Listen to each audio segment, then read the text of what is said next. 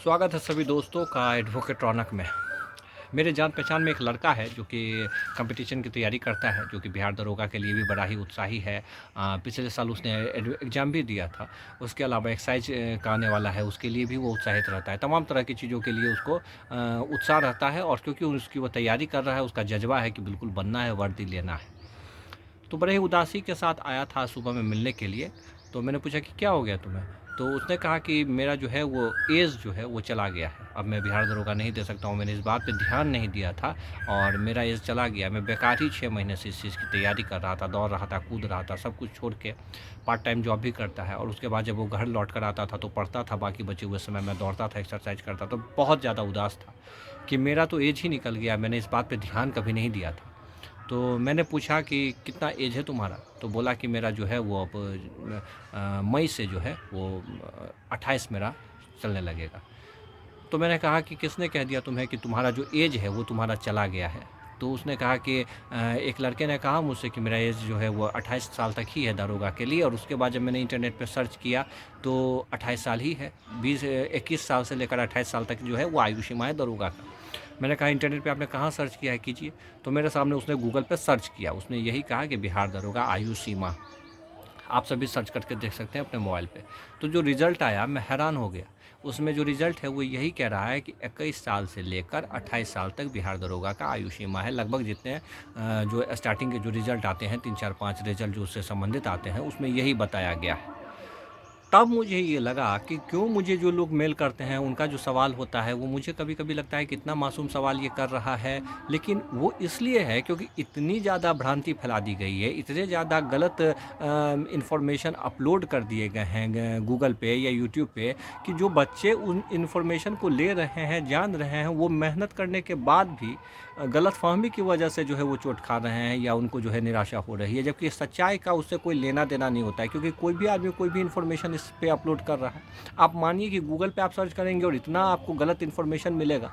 तो पहले तो मैंने उस लड़के को कहा कि तुम्हें बिल्कुल चिंता करने की ज़रूरत नहीं है, 28 साल आयु सीमा नहीं है, तुम्हारा जो है 37 साल 37 तक जनरल में ईडब्ल्यूएस में 37 ईयर्स ओल्ड तक जो है तुम एग्ज़ाम देते रह सकते हो, तुमको इस बात के लिए चिंता करने की ज़रूरत नहीं है। तो उसके चेहरा पे इतनी खुशी आई, मतलब वो उत्साह से भर गया। सुबह से उसका चेहरा जो मुरझाया हुआ था वो अचानक से एकदम, तो वो मुझे बार-बार पूछ रहा था कि क्या आप कन्फर्म हैं? क्या आप कन्फर्म हैं सर? क्या आप कन्फर्म हैं?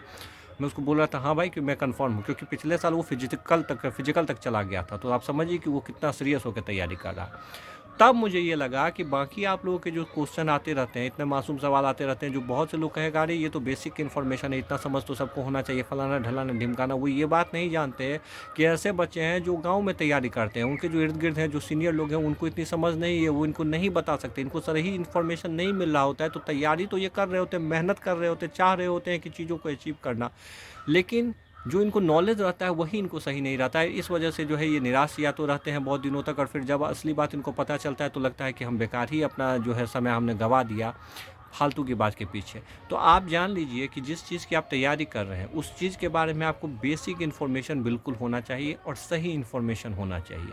तीसरे चौथी जगह आपको जाने की ज़रूरत नहीं है। मैं पूरी कोशिश कर रहा हूँ कि मैं इस वीडियो में आपके सारे क्वेश्चन को जो है, डाउट को जो है, कॉन्सेप्ट को है क्लियर कर दूँ। उसके बाद अगर कोई का सवाल रहेगा कमेंट करके पूछ सकते हैं, या मेरा ये आपको सजेशन है कि 1-2 यूट्यूबर ऐसे रखिए, 1-2 लोग ज़िंदगी में ऐसे रखिए जिनसे कि आप सवाल करें, जो कि आपको वाजिब जवाब दें। वो मैं ना ही रहूँ।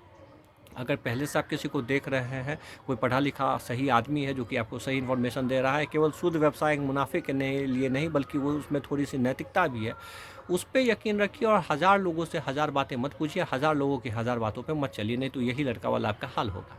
पहली बात तो ये कि बिहार दरोगा हो गया, एक्साइज एसआई हो गया, डायल 112 हो गया, और जो ट्रैफिक का दरोगा होता है, मैं चारों के लिए बता रहा हूँ। जो बातें मैं बताते जाऊँगा उसको आप समझिए कि इन चारों के लिए है। तो पहली बात तो ये कि ग्रेजुएशन होना चाहिए आपका। आपका ग्रेजुएशन किसी भी सब्जेक्ट में हो चलेगा, किसी भी नंबर से हो चलेगा, आप ग्रेजुएट पास होने चाहिए, सीधी सी बात है, इतना होना चाहिए। आयु सीमा उसके बाद आता है। आयु सीमा है 20 साल से लेकर 37 साल तक।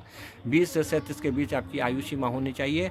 अगर आप जनरल कैटेगरी से आते हैं तो, अगर आपको किसी भी तरह का रिजर्वेशन मिला हुआ है तो फिर उस आयु सीमा में आपको छूट मिलेगी। 2 नंबर की बात हो गई। तीसरे नंबर की बात में जो सबसे महत्वपूर्ण मुझे लगता है, जो मैं कह रहा हूँ आपको, वो है कि अगर आपको रिजर्वेशन मिला हुआ है, मान लो कि तुम ओबीसी कैटेगरी से आते हो या मान लो तुम जिस भी कैटेगरी से आते हो उसमें तुमको रिजर्वेशन मिला हुआ है, तो तुमको जो लोग कहेंगे या कोई ऐसा कहेगा कि भाई इस बार ओबीसी कैटेगरी में तो इतना कम सीट है, इस बार इतना में कम सीट है, जनरल से भर दो, तो ये बेवकूफ़ी तुमको नहीं करनी है।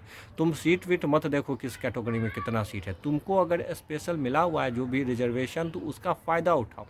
अगर रिजर्वेशन का सीधा सा फंडा है, अगर तुम मान लो ओबीसी कैटेगरी से हो और तुम्हारा कट ऑफ ज़्यादा आ जाता है, तो तुम खुद ब खुद गिनती तुम्हारी होने लगेगी जनरल कैटेगरी में, तुम्हारा जो रिजल्ट तैयार होगा जनरल कैटेगरी वाला तैयार होगा। लेकिन अगर तुम्हारा नंबर आ जाता है जनरल कैटेगरी वाला ज़्यादा आ जाता है, लेकिन आयु सीमा में जो है सो तुम जनरल को क्रॉस कर रहे होते हो, तो यहाँ पर तुमको रिजर्वेशन का फ़ायदा मिल जाएगा। ये समझो कि ये कितनी बड़ी बात है, तुम्हारे हक की बात है, तुम नहीं समझकर अपने पाँव पे कुल्हाड़ी मारते हो। अगर तुम ओबीसी कैटेगरी से दे दिए हो, तुमको ज़्यादा नंबर आ जाता है, तो तुम्हारा खुद ब खुद रिजर्वेशन वाले में, गैर रिजर्वेशन वाले में गिनती होने लगेगी। लेकिन अगर वहाँ पर आयु सीमा में तुमको छूट नहीं मिली हुई है, रिजर्वेशन में आयु सीमा में छूट नहीं मिली हुई है, वहाँ पर मान लो 37 के बदले तुम 39 के हो गए हो, तो यहाँ पर तुम्हारा रिजर्वेशन जो तुमको मिला हुआ है, तुम्हारा कैटेगरी जो मिला हुआ है, वो तुमको सपोर्ट कर देगा। तो अपना रिजर्वेशन छोड़ना नहीं है किसी के बात में आकर। 2 बात हो गया। तीसरी बात हो गया कि अब जान लो कि सिलेबस बेसिक क्या है। तो सिलेबस है कि पहली बार में तुम प्री दोगे, दूसरी बार में मेंस दोगे, तीसरी बार में फिजिकल होगा, उसके बाद मेडिकल होगा। ये 4 चरण हैं। पहला जो तुम्हारा होगा प्री, उसमें तुम्हारा रहेगा जीके रहेगा, जीएस रहेगा, कुछ मैथ्स के सवाल रहेंगे, रीजनिंग के ना के बराबर रहेंगे, लेकिन सिलेबस में ऐड है तो 1-2 क्वेश्चन वो जोड़ लो। उसके बाद जो है तुम्हारा करंट अफेयर रहेगा। करंट अफेयर पर सबसे ज़्यादा ध्यान देना है, और उस पूरे करंट अफेयर को जो है जानने के लिए, समझने के लिए केवल प्रतियोगिता दर्पण एक मैगजीन, इंटरनेट से करंट अफेयर तुमको उठाना नहीं है। उसके बाद जो है जीके जीएस जो रहेगा वो तुम अपना पढ़ाई करो। उसको तो मैंने उस पर 1000 वीडियो बना दिए हैं कि किन किताबों से पढ़ो तमाम चीज़ें। तो जीके जीएस तुम्हारा रहेगा।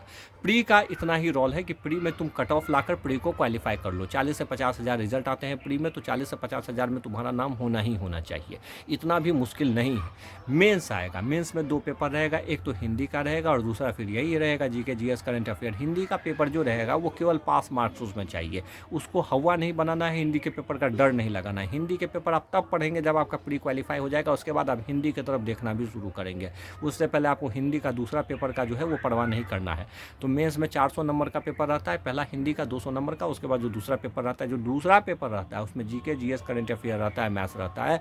यही पेपर पे आपका रिजल्ट बनता है। इस पे आपको फोकस करना है, बहुत ज़्यादा फोकस करना है। और क्योंकि यही सारा सिलेबस आपका प्री में भी है, तो अगर आप प्री में अच्छे से पढ़ रहे हैं और मेंस में कुछ एक्स्ट्रा मेहनत कर दे रहे हैं, तो फिर मेंस आपको कोई नहीं रोक सकता है। तो ये आपका हो गया। मेंस के लिए भी मैंने आपको किताबें सजेस्ट कर दिया था पहले के वीडियो में। अगर आप कहेंगे और नज़दीक आएगा, फॉर्म वॉर्म आ जाएगा, नोटिफिकेशन आ जाएगा, मैं फिर से एक वीडियो बना दूंगा। उसके बाद आपका फिजिकल आता है। मैं बता रहा हूँ ये सब कुछ अभी तक जो आप आए हैं उसमें आप एक्साइज एसआई बने तो, बिहार दरोगा बने तो, और डायल 112 बने तो, अभी तक सेम जा रहा है। कहीं कोई कन्फ्यूजन नहीं पालना है। जितनी बातें बनाई है तीनों के लिए बताइए। अब अगर आपका फिजिकल में थोड़ा बहुत दौड़ भाग में हो सकता है किसी का किसी से कम हो, लेकिन वो उतना गौर फरमाने वाली बात नहीं है। बेसिक बात फिजिकल में ये है कि दौड़ है, ऊंची कूद है, लंबी कूद है और गोला फेंक है। इसमें जो सबसे कठिन है वो दौड़ है और ऊंची कूद है। क्यों कठिन है? क्योंकि सबसे ज़्यादा बच्चे अगर परसेंटेज निकालेंगे तो इन्हीं 2 में जो है वो छट रहे हैं। दौड़ में छट रहे हैं, ऊंची कूद में छट रहे हैं। लंबी कूद में नहीं छट रहा है कोई, गोला फेंक में नहीं छट रहा है कोई। अब एक 2 स्टूडेंट छट जाए तो अलग बात है, पर 90% इसमें नहीं छट रहे हैं। गोला फेंक को हवा नहीं बनाना है। ट्रेनर के पास जाओगे, बता देगा 10 दिन में तुम गोला फेंकने लगोगे उतने दूर तक जितने की ज़रूरत है। लेकिन दौड़ और ऊंची कूद ये अभ्यास मांगता है और लंबी अभ्यास मांगता है। 3-4 महीने का इसमें मेहनत लगता है। तो इस पे फोकस रखना है। उसके बाद तुम्हारा मेडिकल होगा, उसके बाद तुम्हारा सिलेक्शन हो जाएगा, तो फिर तुम्हारा डॉक्यूमेंट्स वेरिफिकेशन होगा। और डॉक्यूमेंट्स वेरिफिकेशन भी एक महत्वपूर्ण पार्ट है। इसलिए जब तुम तैयारी की शुरुआत करते हो तो तुम अपना सारा डॉक्यूमेंट्स को जो है सही करके रखो, अपडेट करके रखो। मैट्रिकुलेशन का तुम्हारा डेट ऑफ बर्थ बिल्कुल सही रहना चाहिए।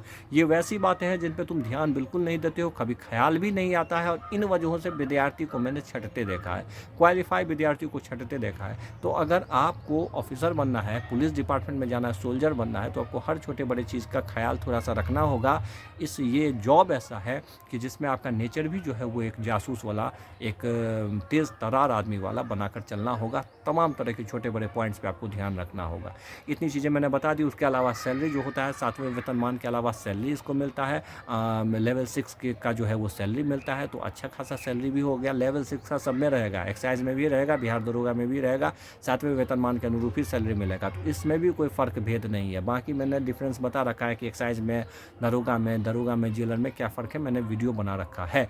पर मुझे लगता है कि जितने बेसिक सवाल आपके होते होंगे मैंने लगभग आपको बता दिया है। अब इसके अलावा कोई सवाल हो कमेंट करके पूछो, जवाब बिल्कुल मिलेगा। फिर ऐसी ज़रूरत पड़ेगी फिर इस पर वीडियो बना देंगे। चैनल को सब्सक्राइब करो आगे के लिए। जय हिंद।